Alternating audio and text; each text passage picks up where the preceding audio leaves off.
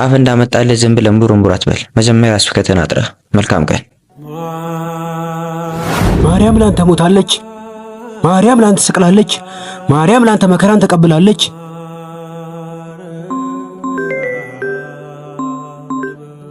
ሄሎ ሄሎ፣ ዮሚፍ ደህና ነህ? አለሁ እግዚአብሔር ይመስገን። ማን ልበል? ሳሚ ነኝ። በቀደም ደውዬልህ ነበር እኮ። ማርያም አዳኙን ወለደች እንጂ በአንተ ድህነት ላይ ምንም ያደረጋችሁ አስተዋጽኦ የለም። ምን አልከኝ ታዲያ ወንድሜ? ሄሎ ሄሎ፣ ቆይ እስቲ ወንድሜ መልሼ እደውልልህ። አንዴ ቆይ። ንቃ። የመዳን ቀን ዛሬ፣ ከዛሬም አሁን ነው። አሁን ባልከው ላይ ጥያቄ ነበረኝ። ምን ነበር ወዳጄ? ወዳጅነቱ ይቅርና የሉቃስ ወንጌል ምዕራፍ 1 ከቁጥር 28 ላይ ጸጋን የተሞላሽ ሆይ ደስ ይበልሽ ያላት ጊዜ መልአኩ ክርስቶስ በማኅፀኗ ተጸንሶ ነበር? አልተጸነሰም። በጣም ጥሩ።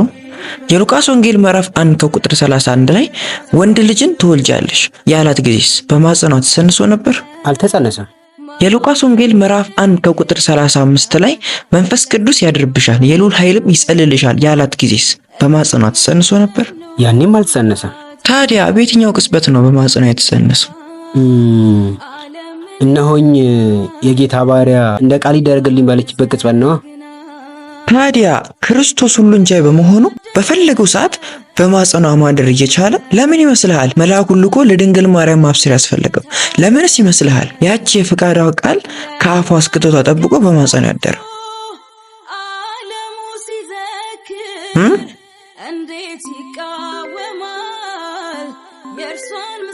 ላናግራቸው። እስከዛ መልሱን እያሰብክ ጠብቀኝ። መጣሁ። ሄሎ ሄሎ፣ መልሼ እደውላለሁ ብለህ እኮ በዛው ቀረ። ኦ ይቅርታ፣ በእናትህ አንድ ወሳኝ ነገር እኮ ገጥሞኝ ነው። ለምን ነበር የፈለከኝ? በቀደም እኮ ስለ ጉዞ ያናገርኩ ልጅ ነኝ። ኦ ማህበረ ሊባኖስ? አዎ። ኦኬ፣ ዝናው በታላቁ ደራሲ አለማየሁ ዋሴ የተከተበለት እምኳ ቅዱስ ዑራኤል ቤተክርስቲያን የተዘጋጀው በረከት ጉዞ እንዲዳርከኝ ልጅ ነህ እንዴ?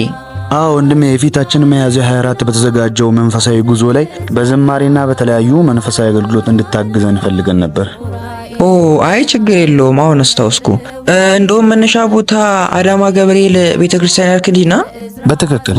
አይ በቃ ችግር የለውም። የሰጠኝ ቁጥር ይሄኛው ነው ወይስ 0903822468 የሚለው ነው? ሁለቱም ነው ወንድሜ።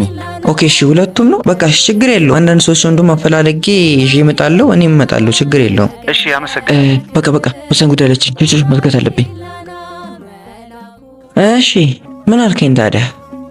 ያው ቸር አምላክ ስለሆነ የእርሷን ፍቃድ ለማወቅ ብሎ ነው። በትክክል። ስለዚህ የድንግል ማርያም ፍቃድ ባይታከልበት ኖሮ ዛሬ ድነታችን ባልተረጋገጠ ነበር። ያ ማለት የድንግል ማርያም አስተዋጽኦ በድነታችን ውስጥ ከመጀመሪያው